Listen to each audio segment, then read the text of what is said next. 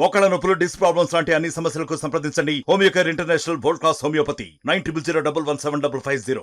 నిజామాబాద్ పార్లమెంట్కు రెండవసారి బీజేపీ అభ్యర్థిగా ధర్మపురి అరవింద్ గెలిచిన తర్వాత నిజామాబాద్ జిల్లాలో బీజేపీ పార్టీ కార్యాలయంలో సంబరాలు చేస్తున్నారు. మనతో పాటు మాట్లాడేందుకు నిజామాబాద్ అర్బన్ ఎమ్మెల్యే, అదేవిధంగా రాష్ట్ర బీజేపీ నాయకుడు పల్లెగంగారెడ్డి, అదేవిధంగా ధన్పాల్ సూర్యనారాయణ. చెప్పండి, ముఖ్యంగా మీరు రెండవసారి నిజామాబాద్లో బీజేపీ పార్టీ గెలిచిన తర్వాత సంబరాలు జరుపుకున్నారు. అసలు ఏంది అసలు బీజేపీ గెలవడానికి గల కారణాలు ఏంటి? గత 5 సంవత్సరాల కాలంలో పోటీ చేసి గెలిచిన తర్వాత అరవింద్ ధర్మపురి గారు ఈ పార్లమెంట్కి సంబంధించి రైతాంగానికి సంబంధించిన విషయాలు కానీ, యువతకు సంబంధించిన విషయాలు కానీ, మహిళలకు సంబంధించిన విషయాలు కానీ కేంద్ర ప్రభుత్వం ద్వారా ఏ రకమైనటువంటి అభివృద్ధి కావాలో ఆ రకంగా చేయడం జరిగింది. రైతులకు పసుపు బోర్డు తీసుకొస్తామని చెప్పేసి దాదాపు 30-35 సంవత్సరాల పసుపు రైతుల కళని నెరవేర్చి స్వయంగా ప్రధానమంత్రి చేత పసుపు బోర్డు అనౌన్స్ చేయించి పసుపు బోర్డు కార్యాలయాన్ని కూడా నిజామాబాద్ని ఏర్పాటు చేయిస్తానని చెప్పడం జరిగింది. రైతులకు నమ్మకం వచ్చింది. గత 30-35 సంవత్సరాలు మేము అనేక సంవత్సరాలు పోరాటం చేసినాం. ఏ ఒక్క నాయకుడు పట్టించుకునిలే, ఎన్నికల మేనిఫెస్టోలో పెట్టడం తప్పితే ఎవరు కూడా ప్రత్యక్షంగా దాన్ని పూనుకునిలే. పసుపు అంటే ప్రపంచానికి తెలియజేసి దాన్ని నిరంతరం కేంద్ర ప్రభుత్వం ద్వారా పసుపు బోర్డు కావాలని ఏ రకమైనటువంటి ప్రయత్నం చేసిండ్రో ప్రజలందరూ గమనించిండ్రు, రైతులందరూ గమనించిండ్రు. కాబట్టి ఇలా ఓటింగ్ సరళి చూస్తే యావత్ గ్రామీణ ప్రాంతాల్లో నిజామాబాద్ రూరల్ కానీ, ఆర్మూర్ కానీ, కొరుట్ల కానీ, బాల్కొండ కానీ ఈ 4 నియోజకవర్గాలు కూడా గ్రామీణ ప్రాంతాలు, ముఖ్యంగా రైతులు ఎక్కువ ఉండేటువంటి ప్రాంతాలు. ఆ ప్రాంతాల్లో ఏ రకమైనటువంటి మెజార్టీ ప్రజలు ఇచ్చినో మనం అందరం చూసినాం. ముఖ్యంగా మహిళలు ఈ దేశంలో భారతీయ జనతా పార్టీ అధికారంలో ఉండాలా, నరేంద్ర మోడీ నాయకత్వంలో ప్రభుత్వం మళ్ళీ ఏర్పడాలా, మా పిల్లలకు ఒక భవిష్యత్తు ఉండాలా, ఈ భారతదేశానికి భవిష్యత్తు ఉండాలన్న ఒక సంకల్పంతో మహిళలు 130,000 మంది పార్లమెంట్ నియోజకవర్గం మొత్తంలో 130,000 మంది పురుషుల కంటే మహిళలు ఓట్లు ఎక్కువేయడం జరిగింది.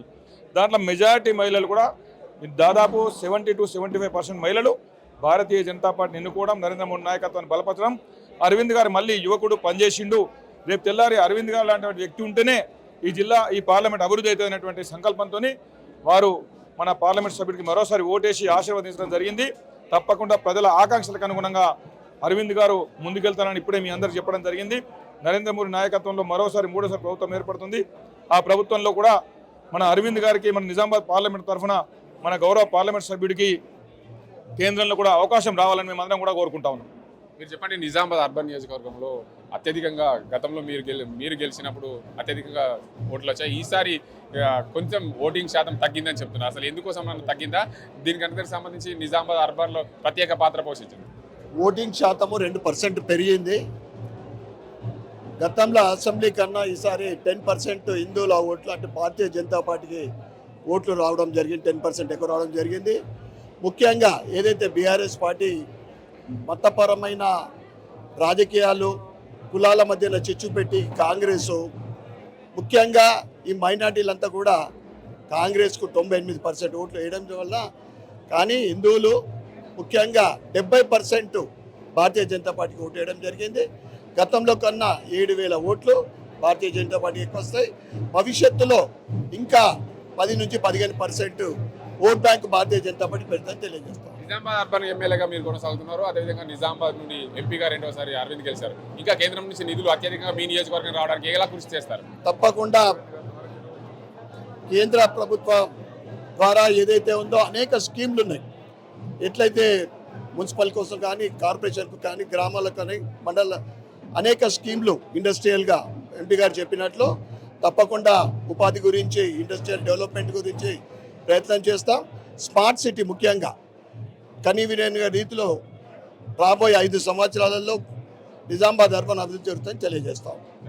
మొత్తంగా చూసుకోవచ్చు, నిజామాబాద్ పార్లమెంట్ అభ్యర్థిగా రెండవసారి ధర్మపురి అరవింద్ గెలిచిన తర్వాత నిజామాబాద్ని మరింత అభివృద్ధి చేసుకునే దిశగా ప్రయత్నం చేశాం. అదేవిధంగా రైతుల కోసం ఏదైతే ఇచ్చిన హామీలు పూర్తి స్థాయిలో నెరవేర్తాం, ప్రజల కోసం నేటి నుండే పనిచేసేందుకు సిద్ధమవుతామని చెప్పి బీజేపీ కార్యకర్తలు అయితే చెప్తున్నారు. అదే దాంతోపాటు రాష్ట్ర నాయకులు, అదేవిధంగా నిజామాబాద్ అర్బన్ ఎమ్మెల్యే పూర్తి స్థాయిలో చెప్తున్న పరిస్థితి కేంద్రం నుండి నిధులు అత్యధికంగా తీసుకొచ్చే నిజామాబాద్ని స్మార్ట్ సిటీగా తీర్చిదిద్దాం, గతంలో ఎన్నడూ లేని విధంగా ముందుకు తీసుకెళ్తామని చెప్పి చెప్తున్నారు. ఇది ఇక్కడ పరిస్థితి. కెమెరా పర్సన్ అజీంతో గంగారెడ్డి, RTV నిజామాబాద్. మరిన్ని వీడియోస్ కోసం ఛానల్ ని సబ్స్క్రైబ్ చేయండి, లేటెస్ట్ అప్డేట్స్ కోసం వాట్సాప్ ఛానల్ ని ఫాలో చేయండి, అండ్ లింక్ డిస్క్రిప్షన్ లో ఉంది.